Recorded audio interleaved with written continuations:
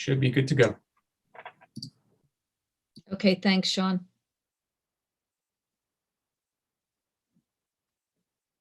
Okay, good evening, everybody. I want to call this meeting to order. And we are going to, there is no business on the agenda for this meeting, so we are going to go straight into the presentation. Before we do go into the presentation of this portion of the superintendent's recommended budget, was there any report that you wanted to give, Bob, at all? Or any updates?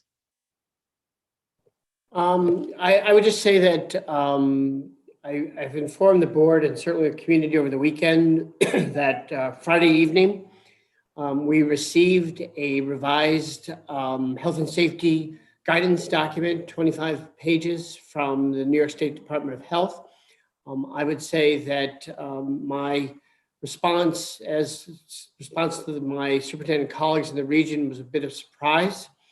Without any notice, over the weekend, we met with as an administrative team to understand what changes we needed to really put in place for a return to school on Monday. And as I've said to the board, and we've said to the community through communication, we're in the process of working with the Westchester County Department of Health, the New York State Department of Health, legal counsel, elected officials. I'd had the opportunity to talk several times to New York State Senator Shelley Mayer for guidance on how to interpret this new set of regulations for operating and reopening the schools. So there's more to come. I think legal counsel as well as elected officials in the Department of Health have said, stay the course for now. And as we get more information over the next few days, we will share that information with the community. And in speaking with other board members, you know, regionally, as we were reading through this guidance, there are so many qualifying words in this guidance and there are also many contradictions. So I think it's wise to stay the course, as most districts that I've spoken to, you know, are doing right now, and figure this out, because it was just not the way for the state to do things in this particular area. Well, and I've said, and we've said all along as administrative teams, health and safety is our first priority. And so as we have to understand where we need to adjust and change and engage in conversation with not only the teachers union, but community stakeholders, we'll launch that process. I think the starting point now is to really have a common understanding of what is meant in that document in every area of operations. And so, I know the board sent out a brief email. We neglected to send one out to the custodial staff. I know that everybody jumped through significant hoops and did a ton of work in order to be able to return our students to full days of school, for which our community is extraordinarily appreciative. And members of the board took a tour of some of our buildings. We were able to see the high school. We went to see Chatsworth, and it is truly remarkable. You know, the labeling of every single bench, the scan codes, the notices on doors where kids could go should they have a free. I mean, just the amount of thought and work that went into this, and to doing what we can to keep our students safe, and our teachers and our students safe and well, is really remarkable. And just thank the administrators, the teachers, the custodial staff, Steve Brugge, for all the work in getting the supplies we needed, the desk shields, which we'll see what happens, but it was truly incredible work. And we really all in the community really all thanks you. Thank you. And I just not to go deep into details, but we did, as part of our communications, recent communications, inform the community that we've changed our daily attestation form, and we've asked parents at the elementary levels to complete this form that they'll get by way of their email that was put into the eSchool parent portal, and students will receive emails as well from their student email account that we have shifted to a more integrated attestation form, and that is one priority or ask of students and parents and staff that we really need to adhere to in order to just ensure that the school buildings are safe each day when students and staff arrive to school. So, but we're off to a great restart, I should say, and we appreciate all the cooperation and collective effort by all. So thank you. So tonight, as advertised, we hope to share with the board and the community in detail the part of the budget that really speaks to the revenue categories, reserves, and fund balance.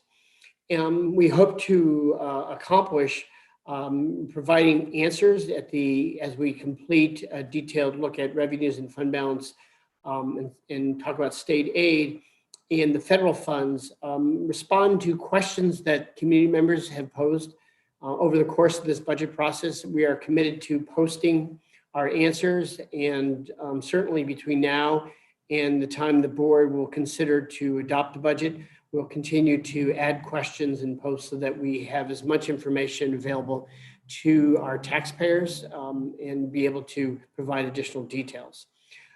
So with that, I'm going to turn things over to Sylvia. I'll maybe get started in the first slide, and we'll go slow, go through any questions that the board, at any point the board would like to ask clarifying questions or speak to details.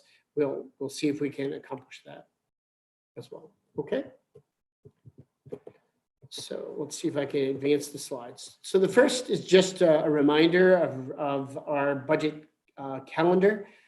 As you know, we've added this meeting to give us a little bit more time prior to the April 20th meeting, where we expect the board to adopt the budget and the property tax report card. And so I would say today I had the opportunity to continue with a series of budget coffees, so to speak. We had a group of parents who signed up, and we have one more on, I believe, on Thursday evening. So we've been trying to create various opportunities to share information around the budget, to answer questions, create a forum for two-way feedback. I also had the opportunity to present the summit today, and just in more broad fashion, provide details, summarize the budget, where we stand today, and respond to questions from community members. So I've enjoyed it. And I just want to remind those who are watching that May 18th is the date of our budget vote and trustee election. And so we are moving closer to the vote, and we're off and running. So Sylvia, I'll turn things over to you. Start us off. Thank you. Good evening, everybody. So on this first slide, it talks about the recommended budget changes. As many people know, the state adopted its budget last week, and we were allocated additional state aid, starting on the right side first, some basic formula aid, building aid as a result of closing out projects, and then a slight reduction in other aids. The overall increase is about $226,000. And the expenditure side that we're requesting to increase is to increase the salaries in our district-wide aides. As a result of coming back, we have added several aides, and we're not sure for how long they will be needed. And also, as Dr. Schaps has talked about, investigating a lunchtime program for Homix, this would in fact fund it. Yeah, and if I can just stop there before we talk about the other side, the building aid and basic formula. We have, when we began our first session and introduced the recommended budget, we talked about prioritizing school climate at Homix Middle School, and that part of the scheduling committee's work as they were evaluating scheduling options was to focus on middle schools in our region across the country that have created what I would say positive school climates around lunch and recess.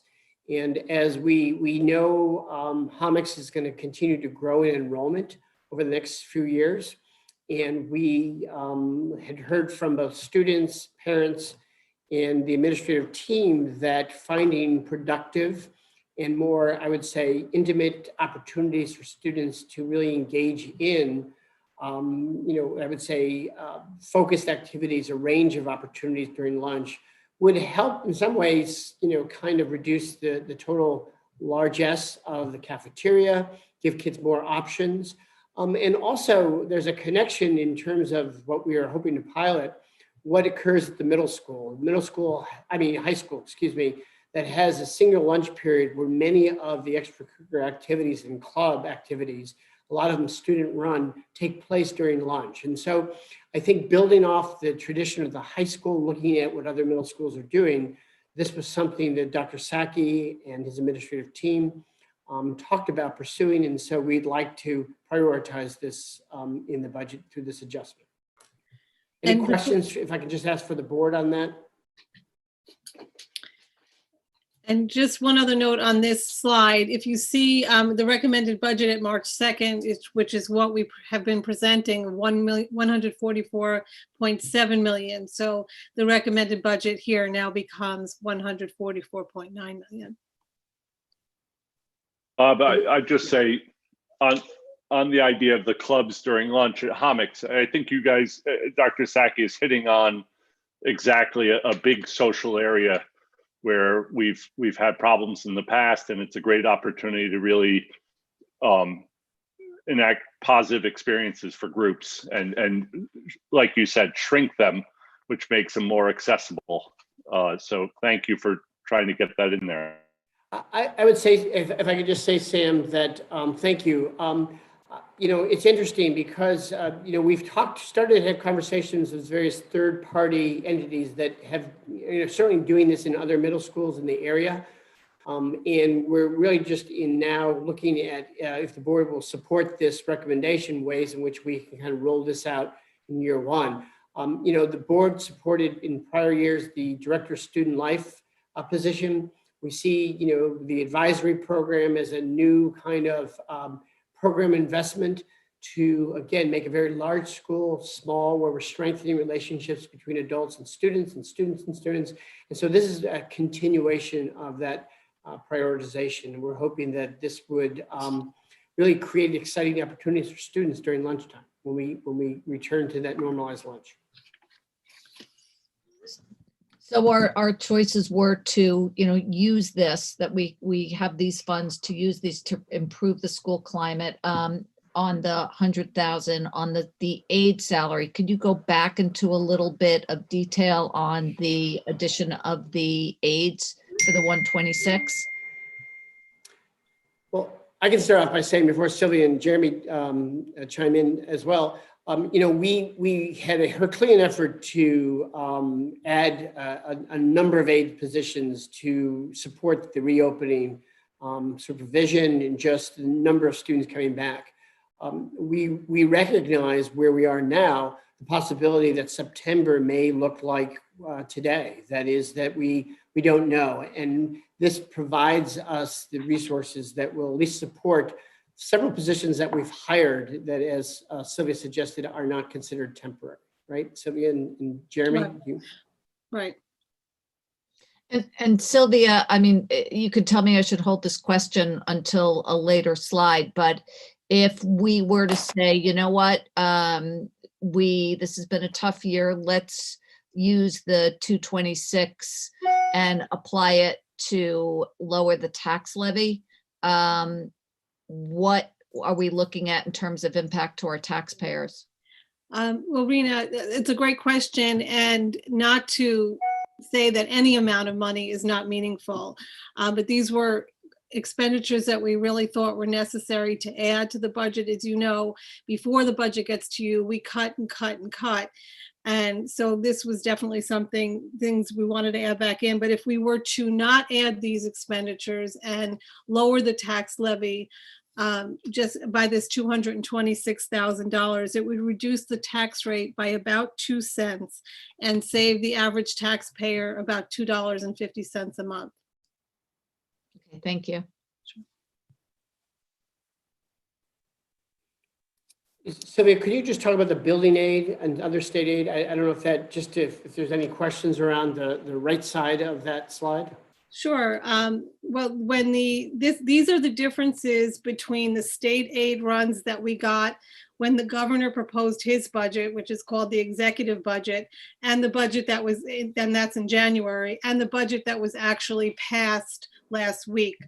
So these are the areas where the increases came, and there just aren't coding system. It's basic formula aid, includes a variety of aids. Building aid went up, and that is a result of us closing out projects. And as projects are processed by the state, that's when the building aid becomes available.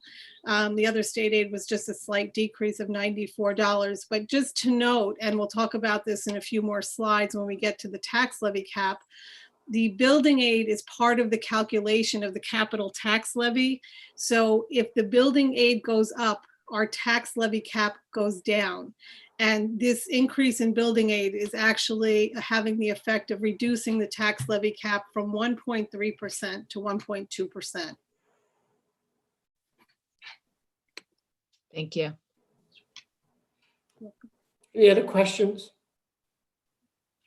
about the slide about budget, recommended budget changes? Okay. So this is the summary. I'm not going to spend much time on the summary because we have a lot of detail behind it. But as you can see, the tax levy increase remains at 1.99%.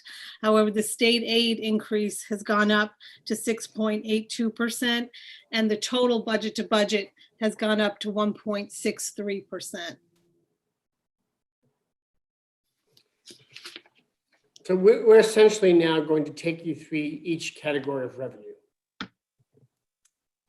Thanks, Bob. So the real property taxes and STAR, and the reason that we combine this is because when we ask for the budget to be adopted, we don't know what the STAR will be. So it's always the gross amount of tax. And the only way to compare actual to a budget year to year is to combine the two. So while we project the revenue at 100, what next year, sorry, the pictures are blocking mine. When we have the recommended budget at 131 million, we know that, you know, between 3 and 4 million of that will be STAR, and the balance will be assessed by the town. So the total expenditure budget approved by the taxpayers, less other revenues such as state aid and everything that's to follow, must come from the tax levy. And it is, the tax levy is then spread among the taxable assessed value in the district. And one of the reasons when we say the tax rate is projected is because that assessed value changes up and can change up until the time that the tax levy is set. So under the current law, a portion of the tax levy comes from the New York State Tax Relief Program, STAR. And if you recall, when we first presented information, the governor's budget was proposing to combine STAR and have it impact our state aid. And that notion has gone away with the adopted budget. That's no longer an issue. But what is an issue is STAR has steadily decreased over the years from $7.5 million in 15-16 to $3.8 million in 2021. And that is a decrease of over 49%. And that is a shift of the tax burden from the state to the taxpayers.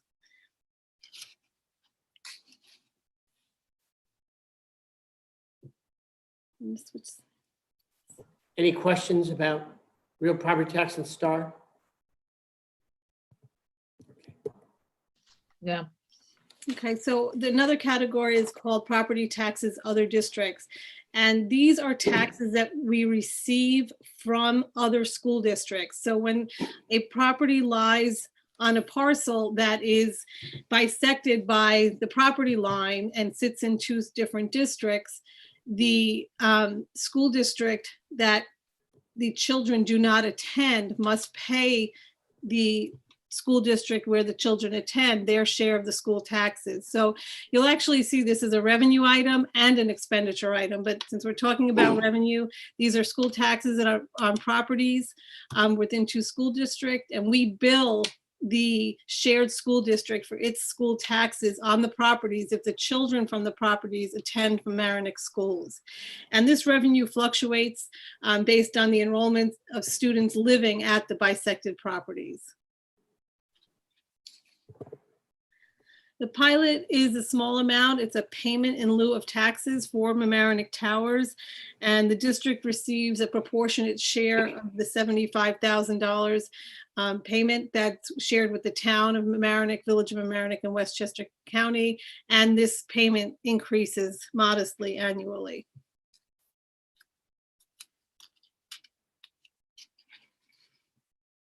Sales tax, we've spoken a bit about that lately. Since 1991, Westchester County has levied a sales tax that it distributes to the school districts and municipalities. In August of 2019, Westchester County increased its sales tax by 1% to 8.375%, and 10% of that 1% increase is distributed to the schools throughout the county. The original budget for this year was the 2.2 million. We did lower that budget when we reduced the budget back over the summer, and we think that we will get close to 2,074,000 this year, but we're hoping that sales go back up to normal and that we can get back to that 2.2 for the 21-22 school year.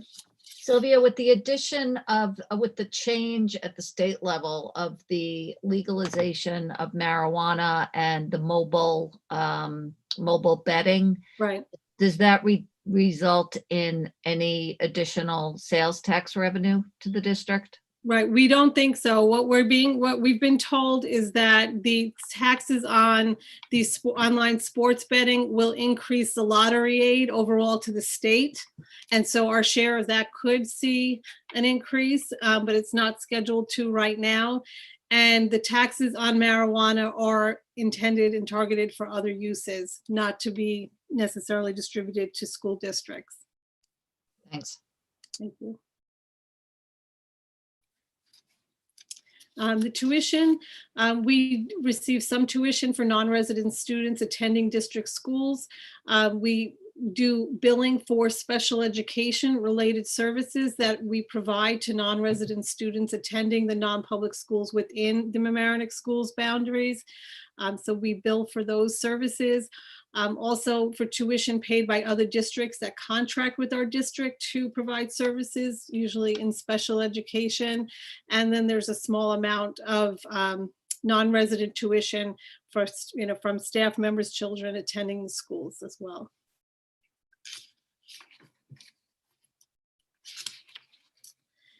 Health services it's fairly steady. It can change based on the enrollment at the non-public schools. You see it's going down about 2.7%.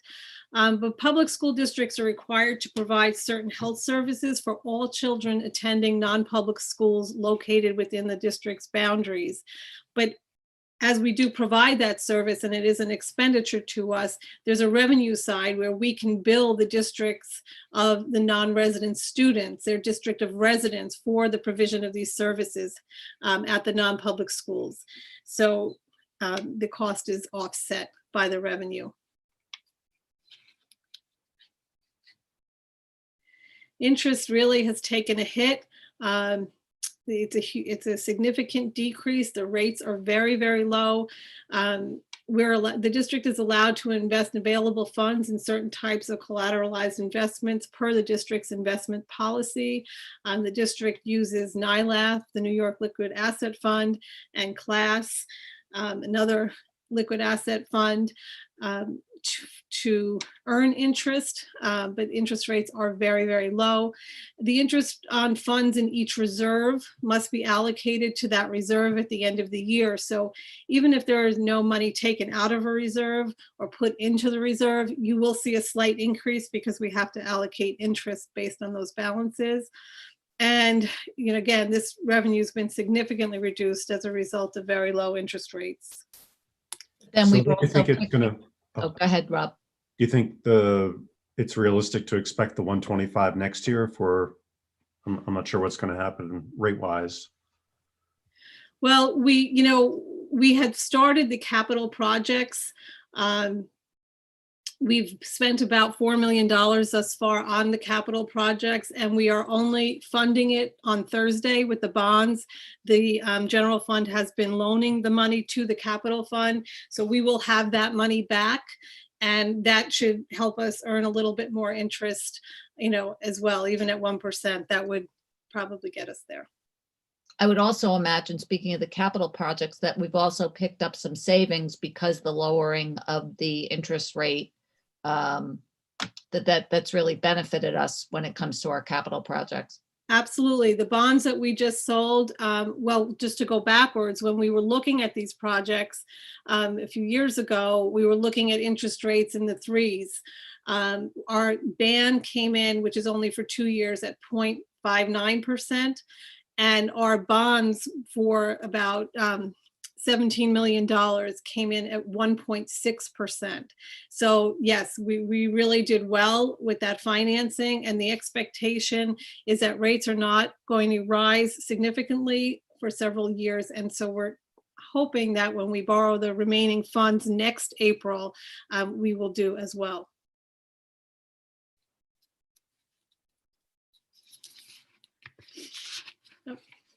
Back one.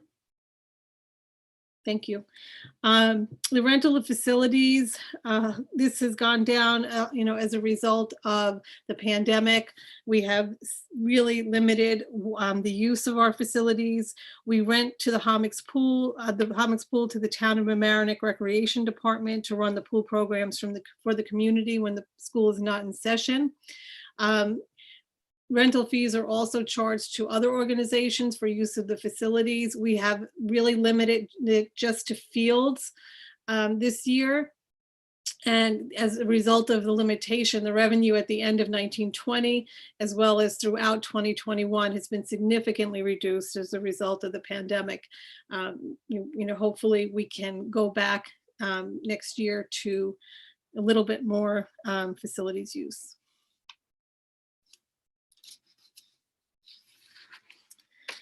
Medicare Part D, their district's prescription plan meets the requirements to enable the district to receive Medicare subsidies for eligible retirees.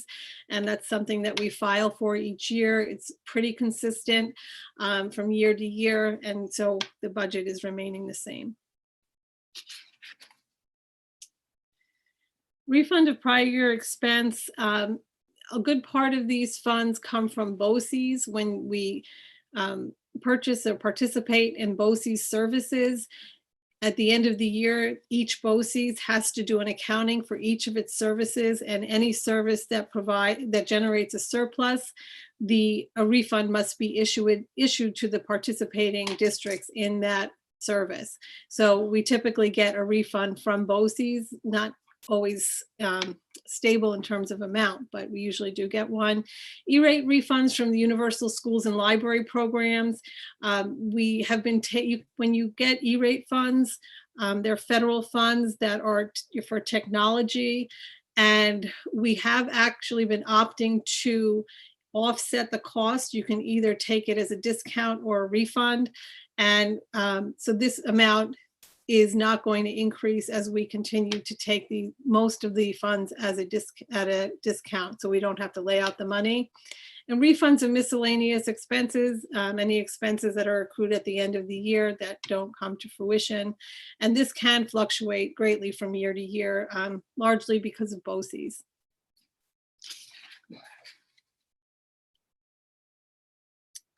So state aid, we've been talking about this, and the increase budget to budget is $521,879. This includes our foundation aid, our building aid, our lottery aid, transportation aid, instructional material aid, and other types of state aid.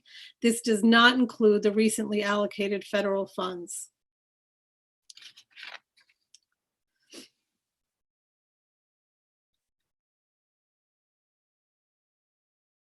Speaking of recently allocated federal funds, this is a brief summary of the funds that have been allocated to the district as a result of the Coronavirus Response and Relief Supplemental Appropriations Act, which is referred to as CRRSA, and the American Rescue Plan Act funding, which is ARPA. For the CRRSA, the district will receive $1.1 million.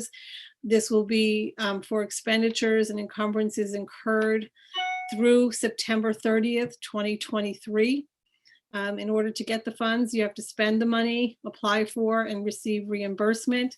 The use of the CRRSA funds will be to address learning loss, prepare schools for reopening, testing, repairing, upgrading projects to improve air quality in school buildings.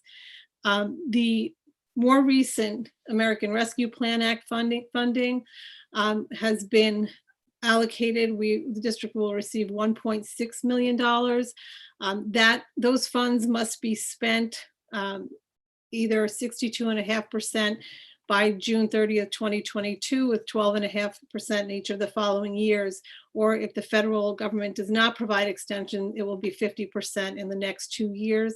It is also a spend, apply, and receive type of funding. The district will post a spending plan on the website by July 1st, 2021.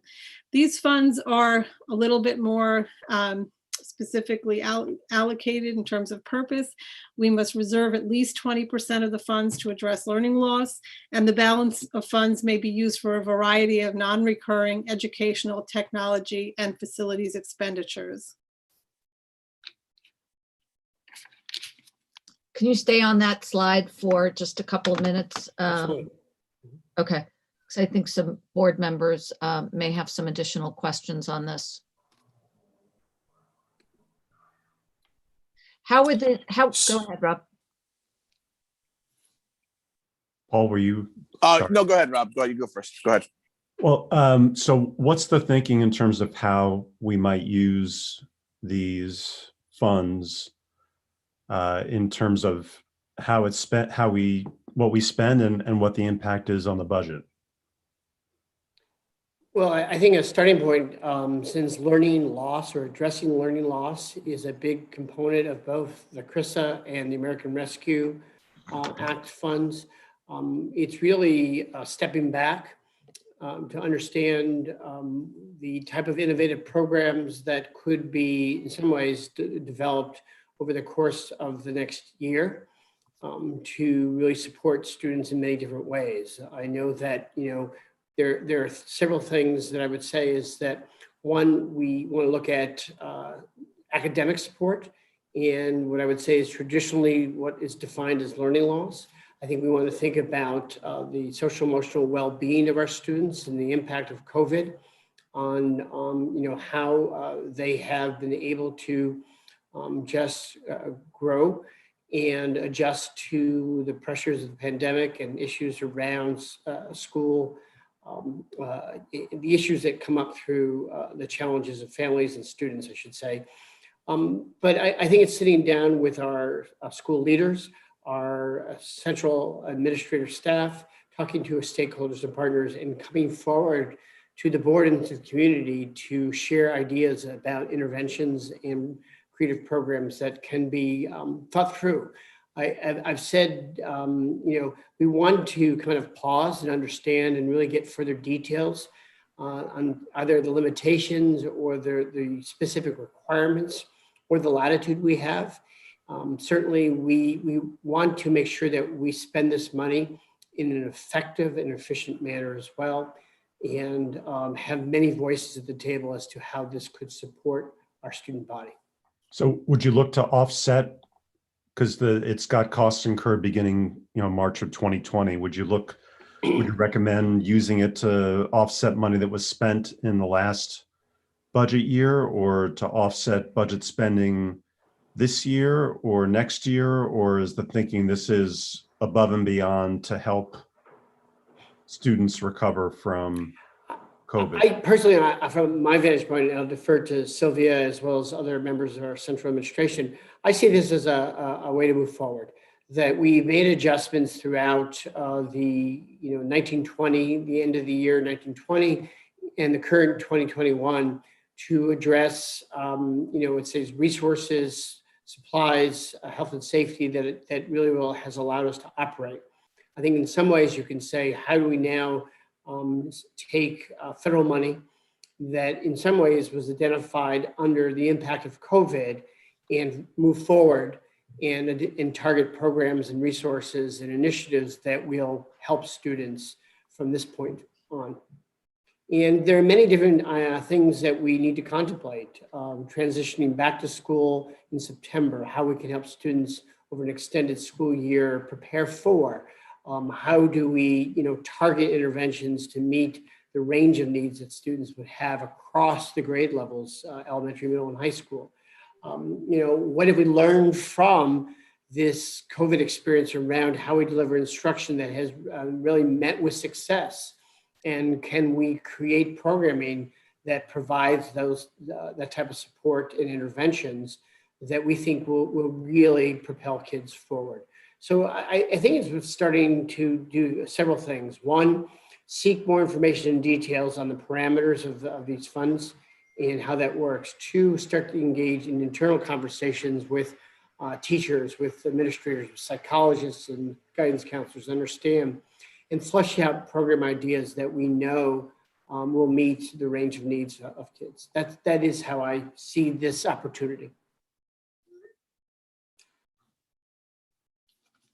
Sylvia and Annie and Jeremy, Nora, any thoughts? I think you said it, Bob. I think we've actively been working on thinking through some potential supports for the summer, but it's a work in progress, and it's just really gratifying to know that there will be funds there to do some of the social emotional work we need to do, community building and academic support, because they were all tied together in learning, of course.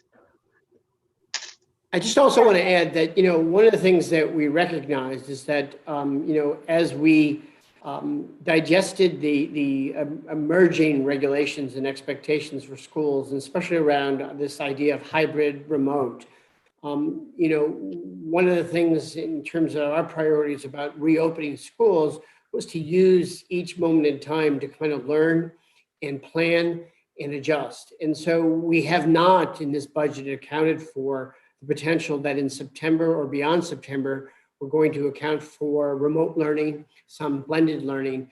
And this would be a perfect example of thinking how we get through what I would say this continued COVID moment and apply funding in strategic ways that adds resources for the next year. We have to be very careful. This is really considered special aid funds because it's really outside what I would call traditional revenue stream.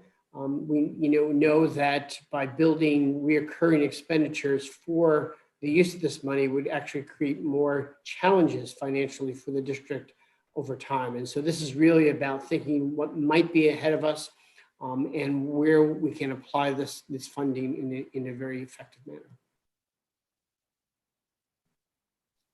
Bob, just to clarify, I keep coming back to several months ago, we did a deep data dive on the progress of our district, and we did identify some areas where, students do need reinforcement. Are we saying that some of these funds can specifically go to target these needs at no added cost to our budget? Yes, I believe so. That's precisely, what I think the federal government will define as learning loss or academic support. Excellent. Thank you. I think a parallel example is that we've in the past used Title I funds to create initiatives that are for a period of time, and then we kind of assess the impact and we move forward. I think similarly, these particular funds, especially the American Rescue Funds, have a multiple year timeline as far as also the CRISA funds. And so I think this go slow approach, reflect, assess, and plan and implement is really the kind of mantra about what this offers. Thank you, Bob. I look forward to hearing about what those ideas might look like. Paul, Sorry. you. No, Bob, I just Come, want to sir, say in the social emotional well-being, that will be interesting with this federal aids, if we can think how perhaps enlarge or expand the participation in the sport teams. Because as we know, there's always like a cutoffs and only some kids made the teams. So now counting in these funds, how we can maybe create a bigger opportunity for other kids. It's not everything about competition, but I think that will be great. The more kids can participate and organize sports, that definitely will be better for the social, emotional, and also academic. So that will be Absolutely. something to consider. Absolutely. I totally agree. And that's why seeking clarity around the parameters around these funds, what can be used, in each area is critically important. I want to go back to Oh. Rob's question a little bit on the CRISA funds. So if we were to use these funds, what would be if we elected to use these funds to, in essence, pay ourselves back for funds already expended since March 13th? I mean, this doesn't cover all of that. And we freed up that money and reduced the tax levy.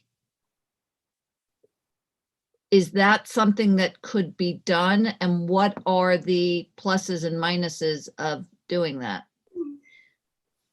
I just want to clarify that what you're asking, because if we go back, we can only go back, even though it says for cost incurred beginning March 13th, we really only would be going back to July 1st, because that's the year we're in. The fiscal year 1920 is closed. But if we were to go back and reimburse whatever codes for things that we purchased during 2021, our year is almost over. We have a June 30th year end. Our spending is ending on Thursday, April 15th.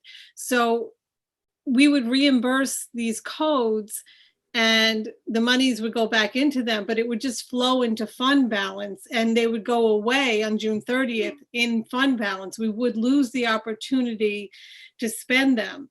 I'm not sure if I'm answering your question, but basically if we... No, you are. Okay, we already spent that money. We had so many reduced expenditures in this year because of things we couldn't do, because of sports and clubs and, field trips and all, many things we couldn't do because of the pandemic. So those costs have been incurred. They've been covered by those decreases. And, I know that there's a lot that we need. I just don't see a good reason to go backwards.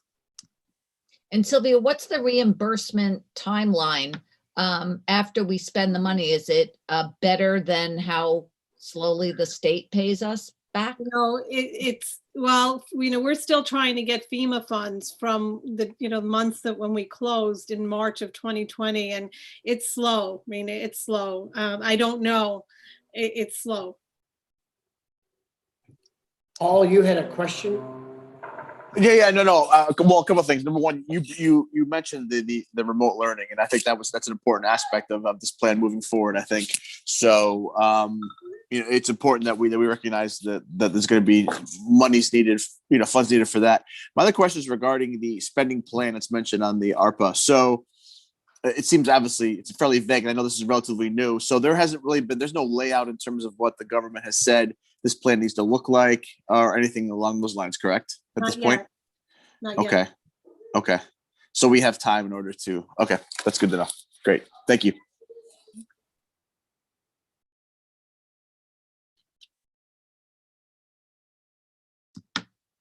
Any other questions on this slide? Okay.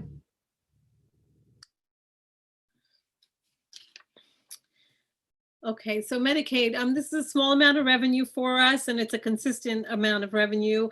The district applies for and receives reimbursement of cost of services provided to, or some services provided to Medicaid eligible students. this revenue over a long period of time is consistent, but because processing times vary from year to year, the revenue can really go up and down. So we are just going to assume the same budget amount, because as you can see from 1920, it was 400,000. For this year, it's significantly lower. So, you know, it's a very hard revenue item to predict. Fortunately, it's not a significant one in our budget.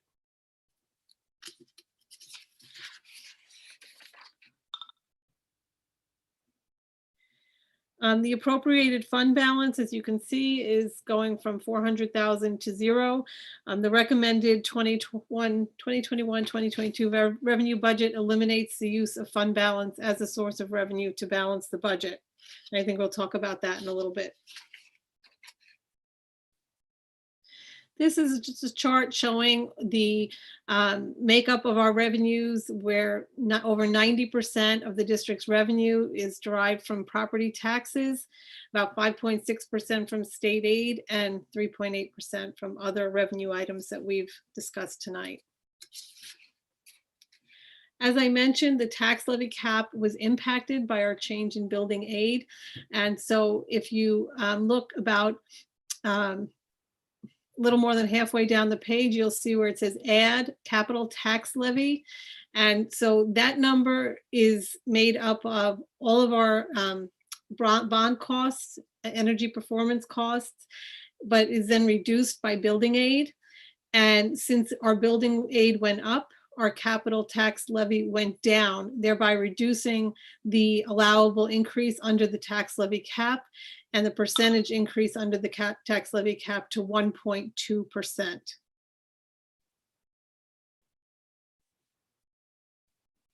What's remarkable is that, you know, because this is such, I'll say, arbitrary formula, there are many districts who have tax levies higher than 2% who are still under the allowable tax levy cap.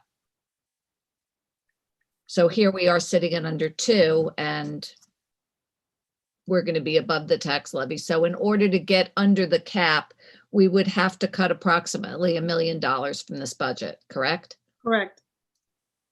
Okay. That is correct.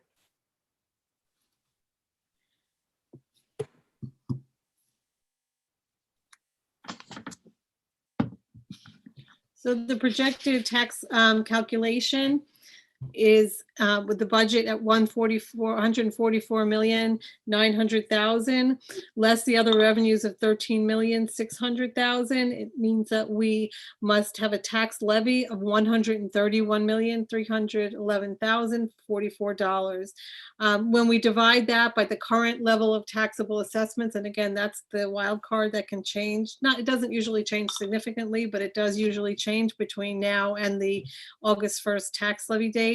And then multiplied by 1,000 gives us a tax rate of $14.01 per thousand of assessed value.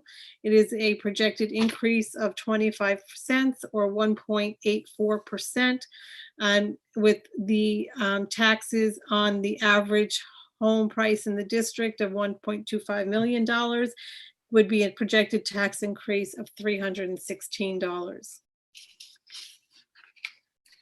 And as you said earlier, if we were to use the additional state aid, meaning that 200,000 some odd amount, so the projected tax rate would go down to what, $13.99, is it? You said it was 2 cents? Right, correct.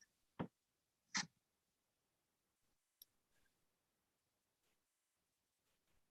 And here's a chart showing the district's tax levy growth over the years, with an annual average increase in the overall tax levy of 1.58%, an increase of 18.91% over 12 years.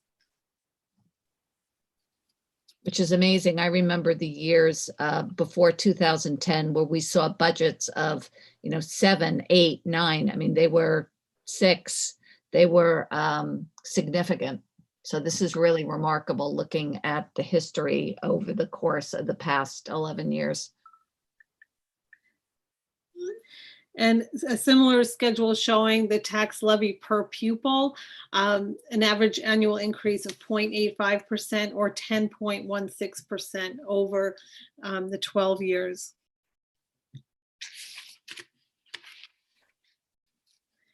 And we were talking about STAR earlier. So this is the projected STAR. So for the 2021 tax levy, we had a tax levy of 128.7 million, STAR of 3.7 million. So the actual projected tax collection is 124.9 million. There is a little bit of a reduction in that based upon the current year tax refunds, and that will always be each year. The 21-22 recommended tax levy of $131.3 million with estimated STAR of 3.3 million will result in an estimated tax collection of 127.9 million.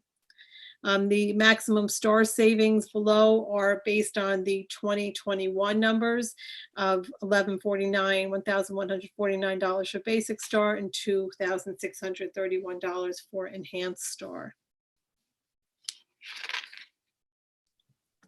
This chart shows our true value tax rate based, compared to other districts. And the true value tax rate is what the tax rate would be if your assessed value were, if your values were assessed at 100%. Many districts do not assess at 100%. Mamaroneck does and has for several years. But if you were to look at a district that does not assess at 100%, their tax rate will be different than this. But this is a tax rate based on full value. It's really the only way that you can compare one district to another. So this shows that Mamaroneck, out of 46 schools, with 1 being the highest, 46 being the lowest, Mamaroneck's true value tax rate was $13.76 for the 2021 school year.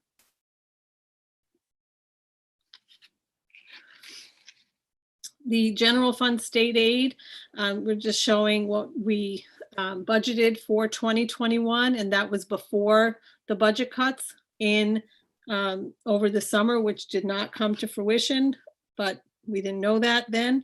And the 21-22 projected state aid is $8.1 million. This is an increase of $521,000 over the 2021 budget, or a 6.82% increase. Sylvia, I mean, it's not a huge amount, but what accounts for the swing of about like 52,000 between the projected and budgeted for 2020-21? It's just the finalizing of numbers. When the budget is set, they're setting their numbers on a lot of our aids. Let me restart that. A lot of our aids are based on actual spending in the previous year. So some of the aids are based on our budget. And it's not until they get our reports to see what we actually spent that the final numbers can be calculated. So those are the expense-based aids, essentially, that you're talking about. Okay. Right. And also building aid, because if a project gets closed out and gets added to the building aid run, just as what happened between January and April, that can change them as well.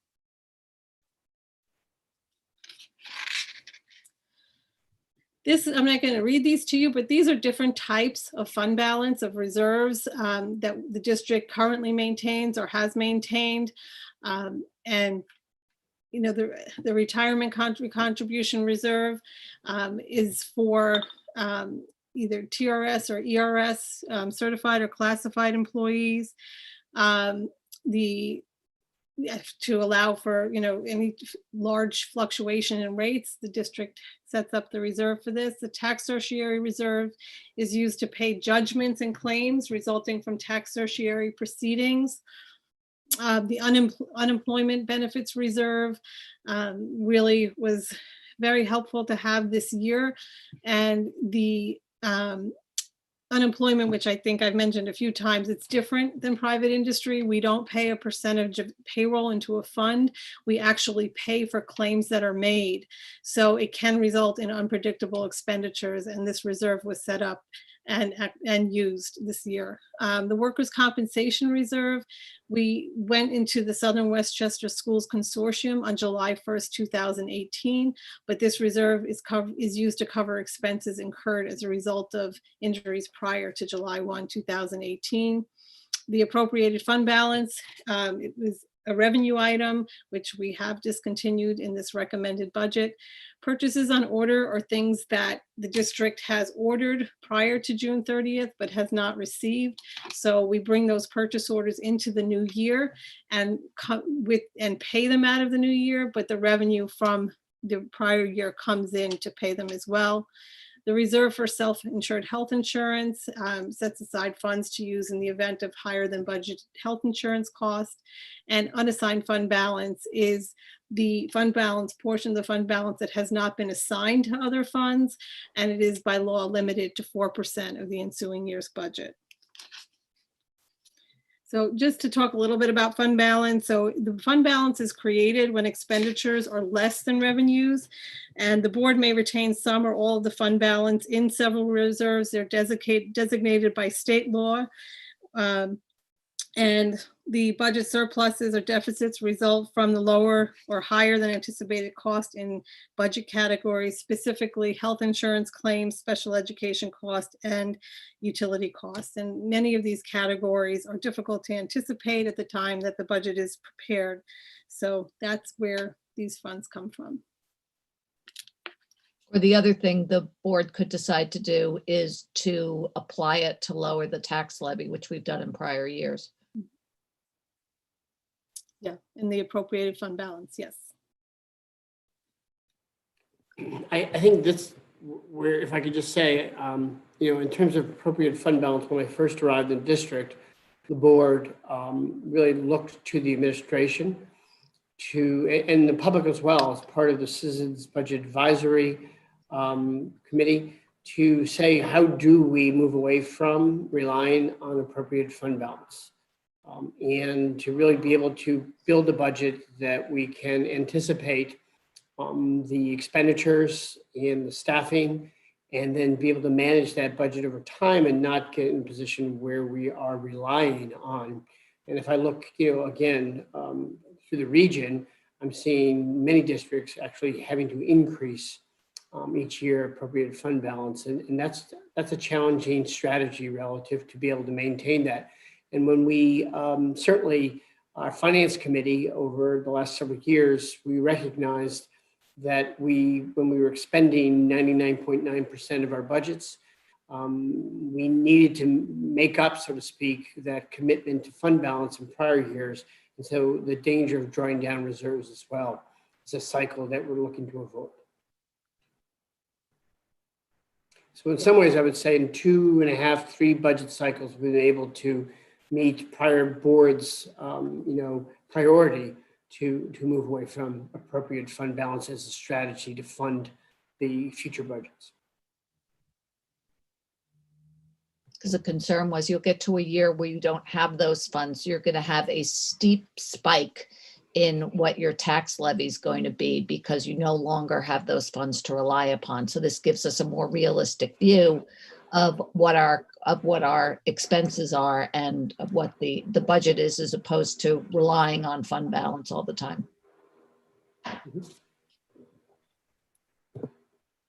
So this is the current projection for where we will be at the end of the year. And I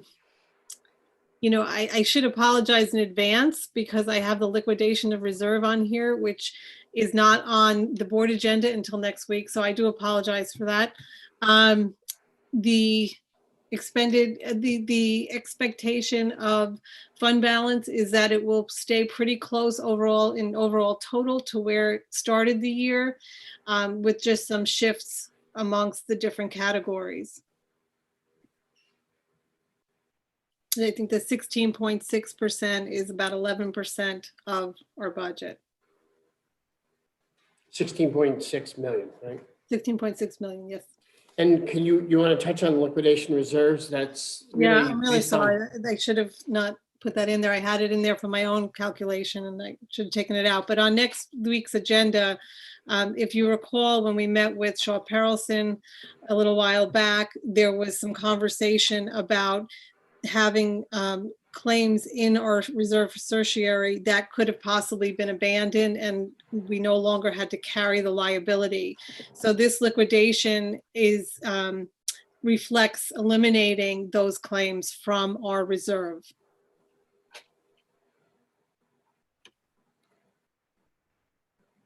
Any questions on just projected fund balance and reserves? So that would go into unassigned fund balance. It can't, and then it can come out of unassigned and go into the tax cert? Yes, it would go into the 2021 tax cert. Okay.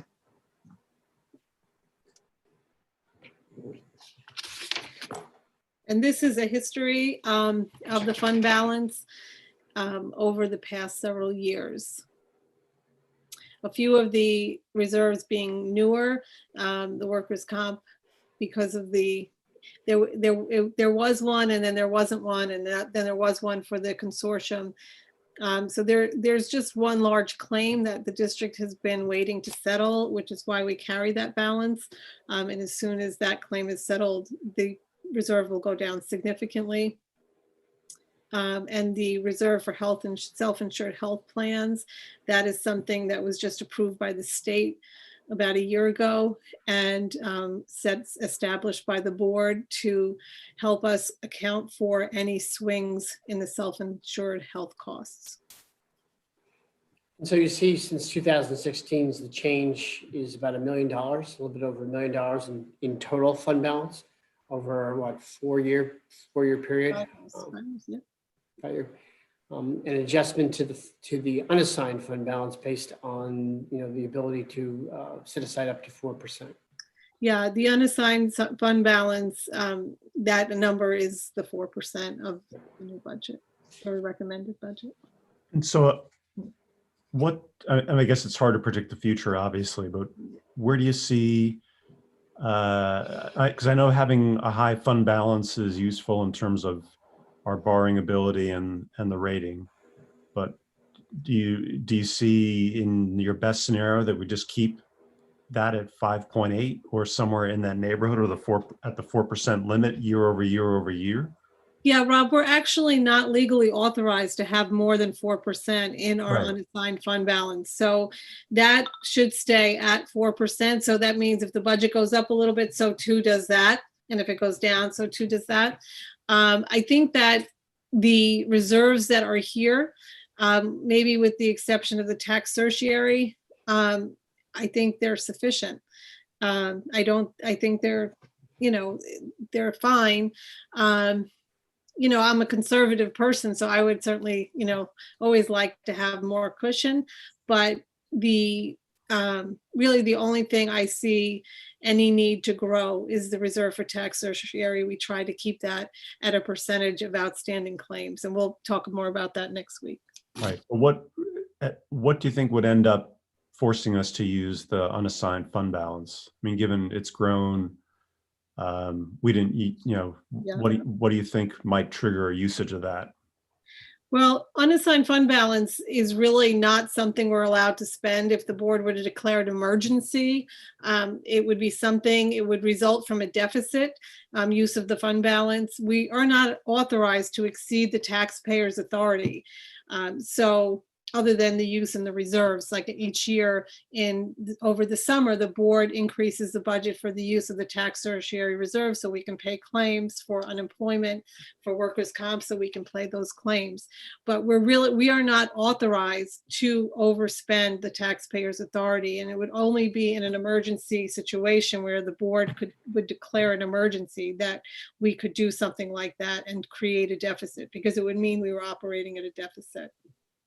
So Sylvia, an example would be if there was an unexpected repair that wasn't accounted for in the bond and in the budget, that a boiler blew. I mean, for lack. Exactly. In my last district, we had a retaining wall collapse, right? So that's an emergency. The board declared an emergency and we did the work. And we had to, if you recall, several years ago at MAS, we had an emergency based on the facade of a section of the building. And that would be an example where emergency was declared. And if we didn't have the budgetary funds, we would be able to apply for them.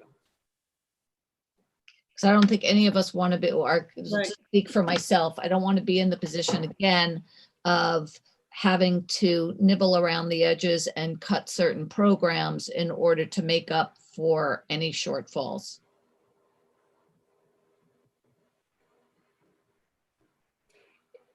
Any other questions on reserves? As Sylvia mentioned, the self-insured health plan is a condition of our self-funded employee insurance. And the idea there is to stabilize and smooth out any fluctuations of utilization costs and additional costs from year to year.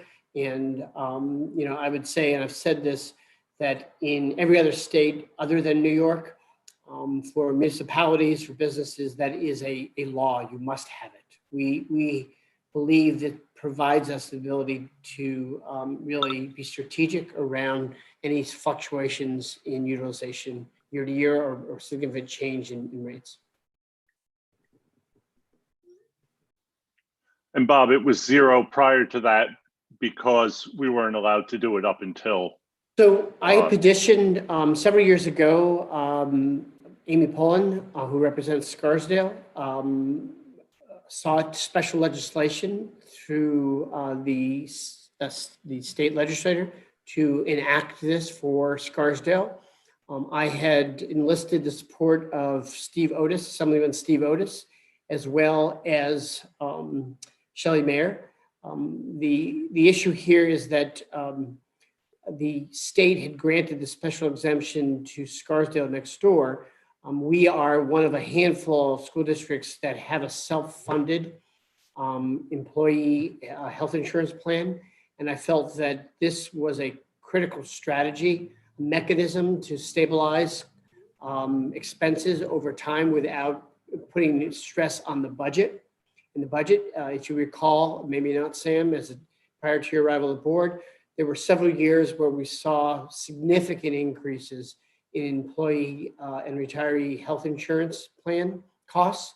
And so the idea here is that just like the TRS, teachers retirement, we have the ability to apply this reserve in the event of significant increases year to year, so that it's not taking on a higher percentage of the increase of the budget, especially when you're operating under a tax cap, right? Where you have a limited amount of growth each year in expenditures.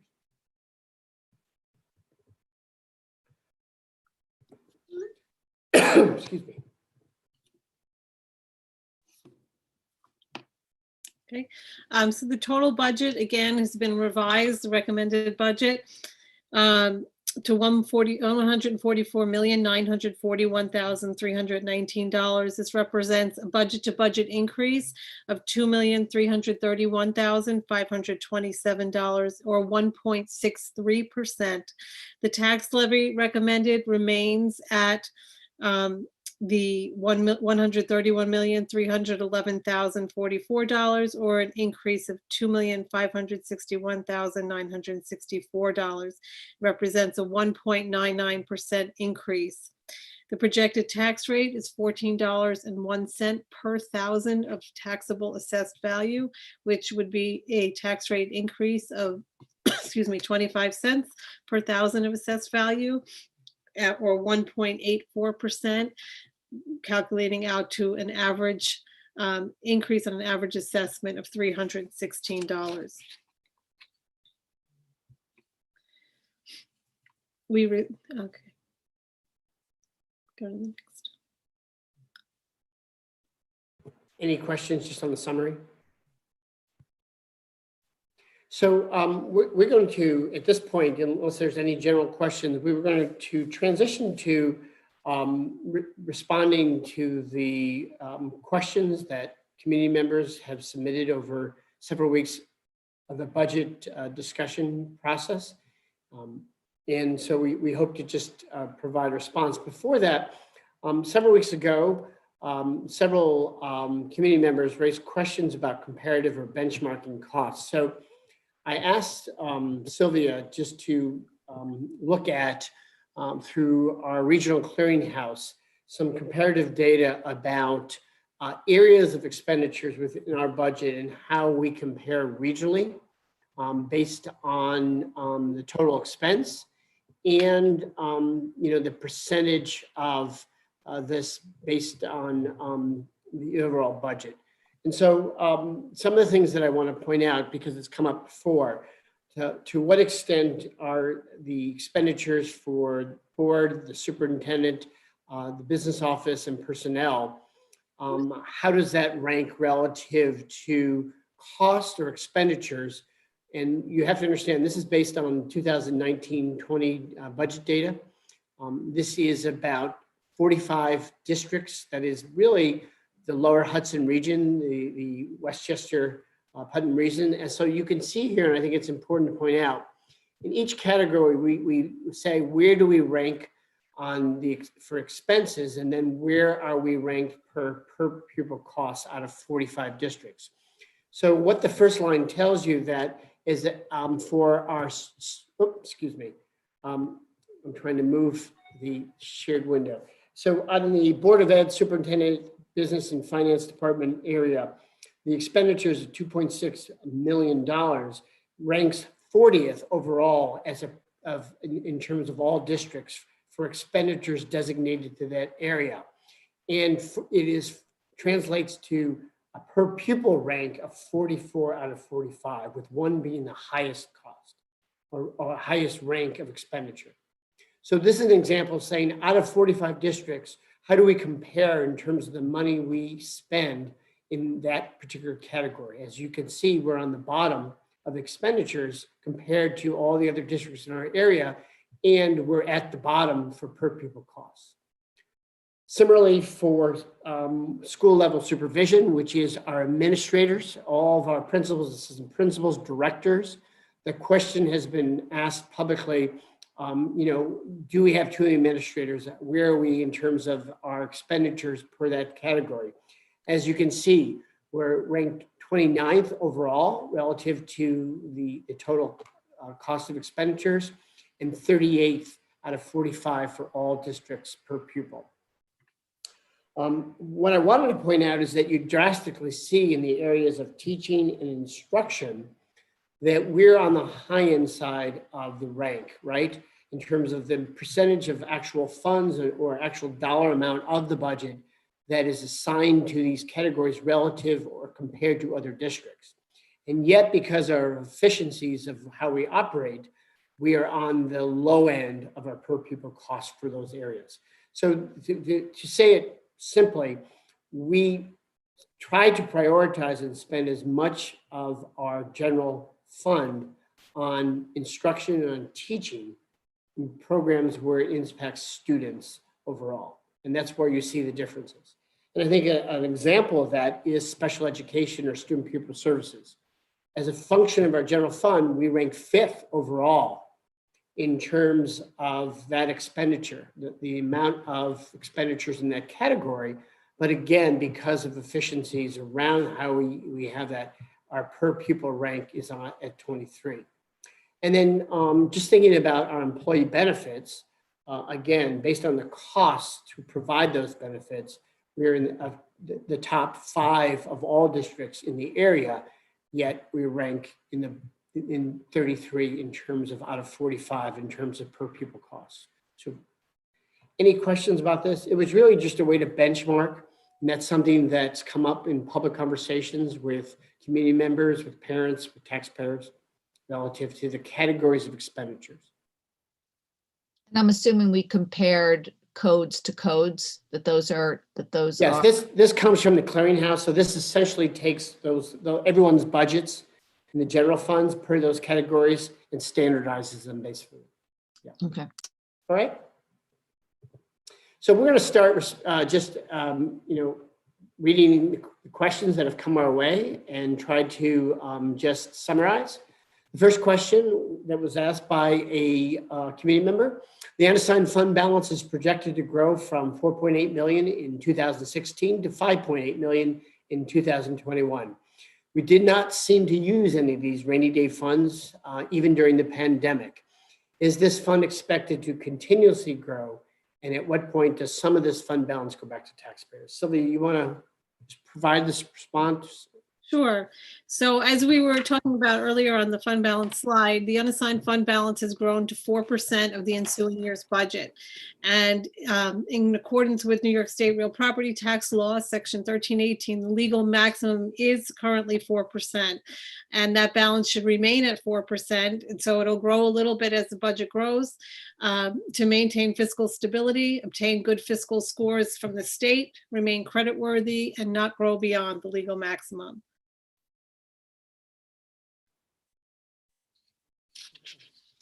The next question. While the budget to budget increase is 2.1 million or 1.48%, the budget to projected expenditures is $4.3 million. Can you please explain why this occurred and whether it is policy to analyze budget to actual for the line items in the budget? Sylvia? So firstly, the projected expenditures will be updated in the adopted budget book.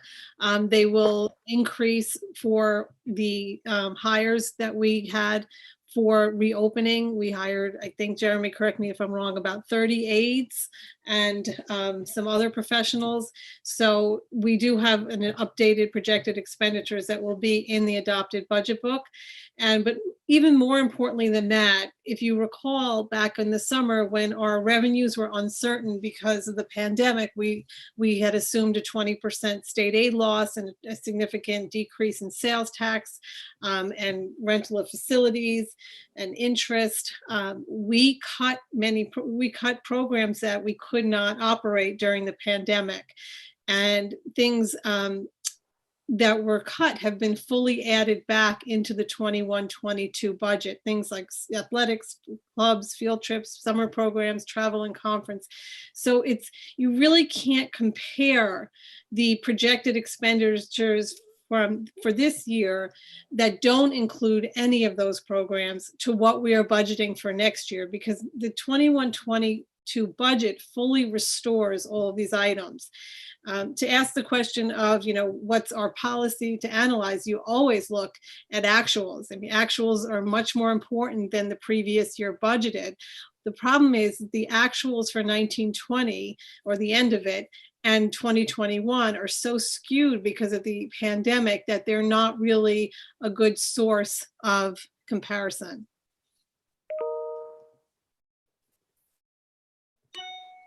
So there was several questions about staffing, and the question that was presented to us, while district's total staff has declined since 2017-18, the more expensive certified staffing has increased.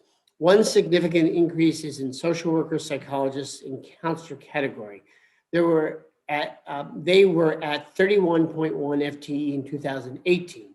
That total is now 38.5 FTE. And we have fewer total students enrolled. So just to respond to that question, if you look at this 2017-18 budget book, we actually list 33.6 FTE for that category of staff, not 31.1. But it is accurate to say that we've increased that since the 17-18 budget year to 38.5. That 4.9 FTE over a 3-year period really was associated with the following additional positions. First, as you know, when we had the increase in the grade level cohorts, the board supported adding a 5th team. And with that, we added a 5th guidance counselor to account for keep maintaining the ratios of students to counselor at the middle school. We added and created a director of student life position, which again, the recommendation there was as we were growing the school from 1,000 students to close to 1,300, that we wanted to focus on making a big school small and improving the climate of the school. And we added that position. The 1.0 district social work position was really to promote a coordination of the services that we provide to many families across the district, and to improve the coordination and really to invest in that position to lead that work. We have social workers in all of our school buildings and looking to maximize the impact of the position. The 1.0 school psychologist position is attached to the new program at the time when Dr. Mazzoni introduced and recommended the establishment of the emotional support program. With that was the commitment to employ a full-time psychologist to meet the needs of students in that program. And that, I would argue, is that is where we've invested in staffing, and that investment has really been paid off in terms of cost saves and efficiencies. If you look at many of the students who are in that program now, who are attached to it, many of the students were students who struggled coming to school. We didn't have certainly programs and what we could potentially lead to out-of-district placements. We've been able to maintain their learning within school in a very supportive and therapeutic setting. And so it's been really a good investment of staff. And then finally, 2 years ago, we made a recommendation to establish a district eval team, primarily to limit the number of days and hours that classroom teachers and special ed teachers were pulled out of classrooms. So also we felt that creating this eval team would provide more consistency around evaluating of students and be more productive. And so it's another example of investing in staffing. But that accounts for the additional staff that we've added for these priorities. That speaks to the difference. The second question refers to, we've also increased district-wide certified staff from 26 in 2018 to 33. And we list the positions. And I don't know, Nora, if you want to talk about the non-public and the pre-K portion of this? Sure, I'd be happy to. I mean, the non-public schools, the 5 non-public schools that we service, actually their enrollment has gone up significantly over the last couple of years. But also remember that students who attend those schools are from many different communities, right? And we're the district of location. So we are responsible for doing all the evaluating, the recommending of servicing, and provision of services. There are 2 students who have fairly significant medical needs that are within those schools, and they both need teaching assistants. The pre-K teaching assistants are, one is part of the program as it is. We're required to do that. There is some funding that comes back to us from the county for anything associated to do with pre-K.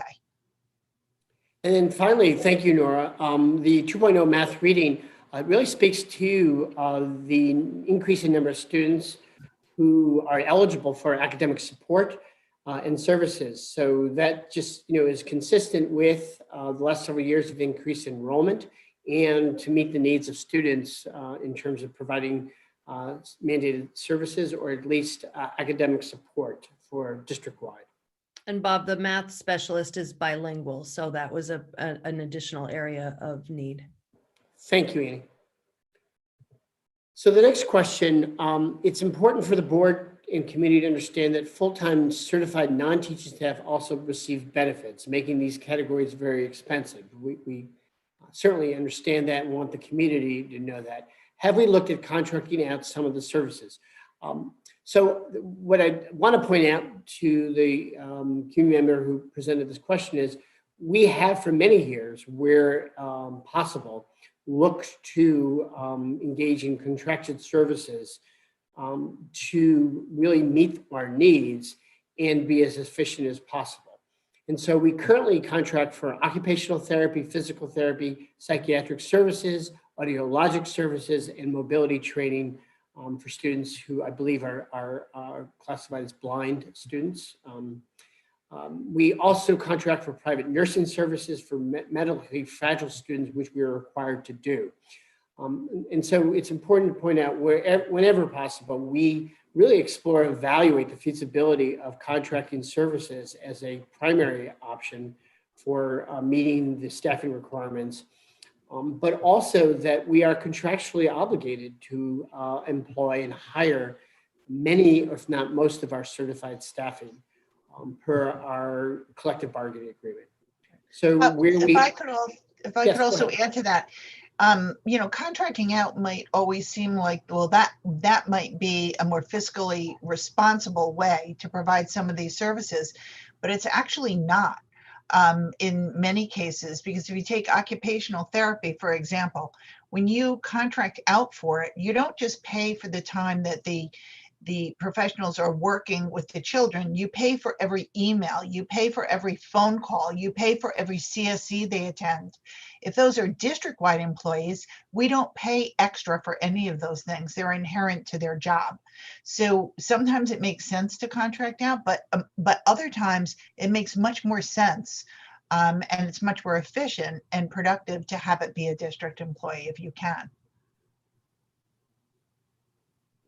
Sorry to interrupt. I just wanted to add no, that. thank you for clarifying. I appreciate that. So the next question, we had a very good discussion about electives earlier in the year at the high school and one of the board meetings, and it does not appear that any changes are made to staffing at the high school. Does the administration plan to look at increasing teaching staff at the high school for electives in areas that have grown in popularity?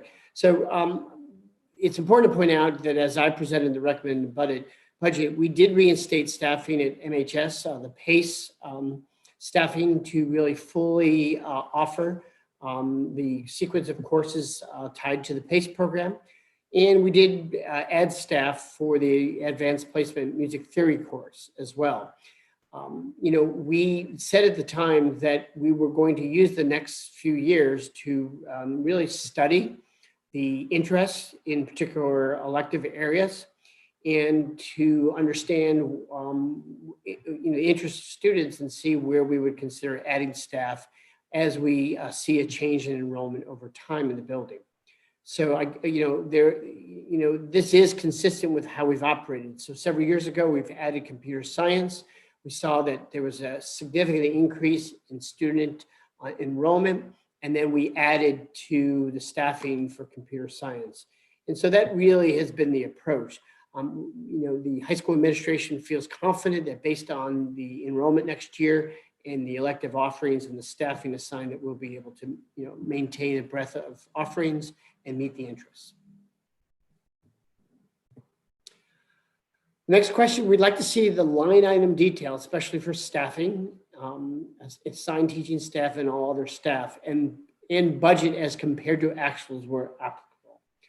I believe that Sylvia, several weeks ago, posted the itemized budget for the public, and it is on our website under the budget area. It's actually under the business office. Okay. So if you go to the district and business office and budget information, it's there. It's not on the main district website because we don't have the ability to change that. And since it's going to change and did change, we wanted to be able to, change it in real time. So it's on the business office portion of the website. Thank you.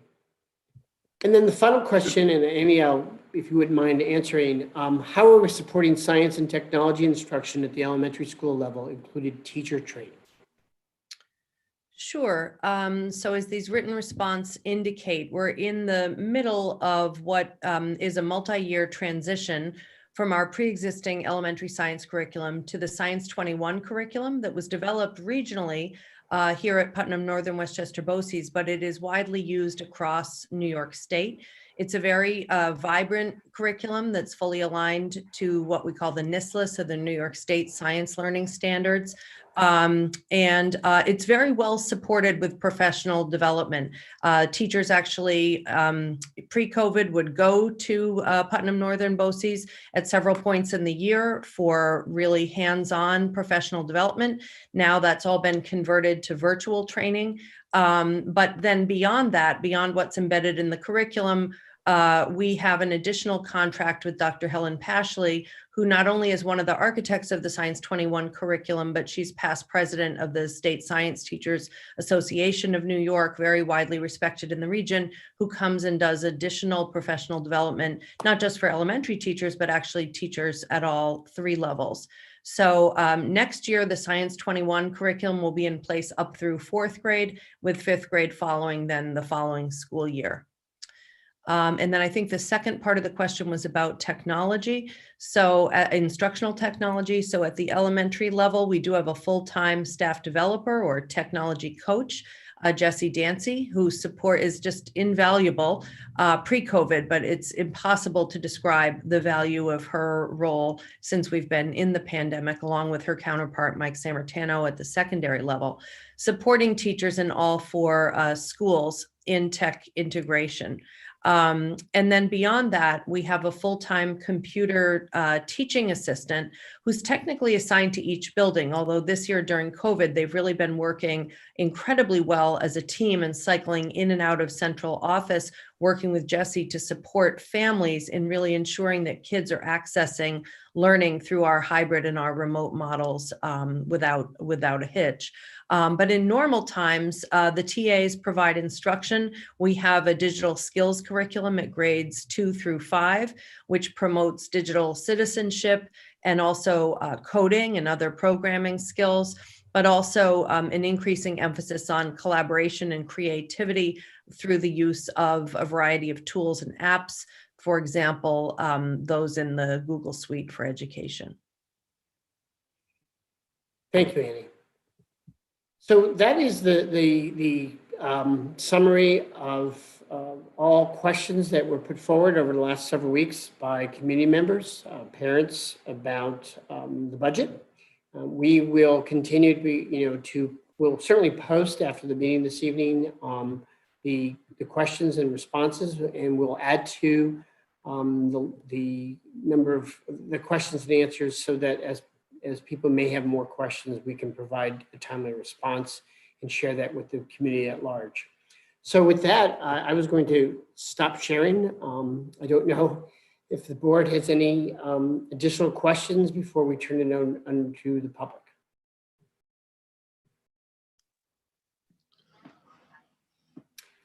Just to be clear, there were more questions. I believe they were just condensed into these questions. Yes, the community did have more questions, or was it just? I believe that we've been keeping a running record of questions posed to us, and we've tried to collect them. I will defer to Debbie Mineta and the board as well, but I believe that everything that we had accumulated up to this point. It seems you covered it all. Yes. And also, if I can mention, Kristen, we've met with PT Council and parents and responded and answered their questions as well in a different format. And there also is going to be, there's one last meeting that's being held on Friday evening at 7 p.m. Sponsored by PT Council with Dr. Shaps. Right, it's Thursday. Yeah, did I say Thursday? I thought I said Thursday. To go over the budget together with any other questions, thoughts, or concerns that you might have. And the other, I just want to mention to the board, obviously our next meeting is the 20th. The board will have the opportunity to deliberate and make final changes, recommendations, and then adopt the budget. Is there anything that you would like from our administrative team to support that process between now and next Tuesday? It'd be helpful for us to know as well. So we can prepare for next Tuesday and you can have that information in advance of the discussion. Okay. Okay. Yeah, I mean, one of the questions I posed to Sylvia, when we look at these, the reserve funds, I would love to have a sense of where we sort of stand vis-a-vis some other districts that we typically benchmark ourselves against when it comes to the amount of our reserves.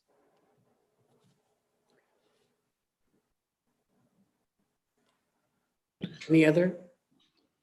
I just also want to encourage the community to continue asking those questions. I do believe we as a board understand the more people are asking questions, the more eyes we have on it, just to better the process. So please continue to ask your questions so we can go ahead and provide those responses.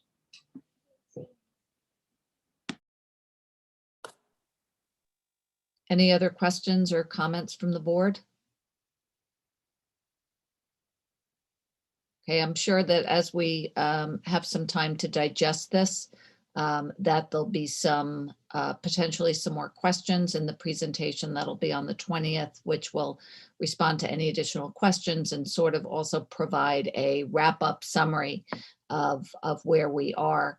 After the board votes on that budget together with any recommended changes, it then becomes the proposed budget, which is the budget that is presented to the community for a vote in May.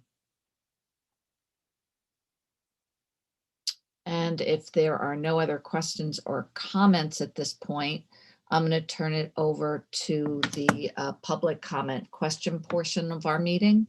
In accordance with our policy, we ask that you keep your question or comment to state your name, your address, and keep your comments, questions to 3 minutes to allow time for everybody to ask questions. If it is a short question, where we could provide a yes or no, we will attempt to answer it now. If not, we will get back to you with an answer to your question. And with that, obviously, everybody's always respectful, so keep that going. And with that, I'm opening it up to public comment. Debbie, you are you're in charge now. No questions as of yet. We will wait just a little bit here and see if anything comes in.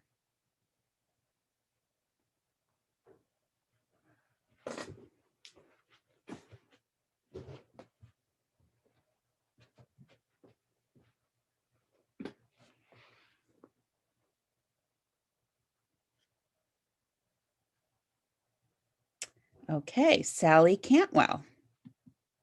Go ahead, Sally. Sorry, I just need to unmute myself. Good evening, and thank you very much for the presentation. It would be very good to sort of understand how many students benefit from the elective programs and sort of look at a cost per program per student, if that was possible. So thank you, Sally. I believe during our high school elective board study session, we shared just background data on student enrollment in the electives. And I think we actually even did a cost analysis by elective area in comparison. So I don't know, I'd have to go back to the board presentations to see if that information is there, but we did look at tried to assign costs associated with each area of the electives, I believe, if that helps. Yes, it does. It's just like if you're increasing music theory, which is terrific, how many people does that actually affect? And what is the cost of having that AP music theory program? Which, in person, I'm very supportive of. It's just more of a question for the community to understand what these additional APs, what it costs and how many people it affects. Okay, let's see if we can add that to the questions and just please point to that information.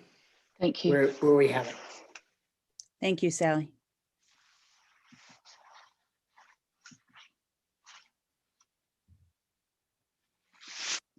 And it looks like that is it for tonight.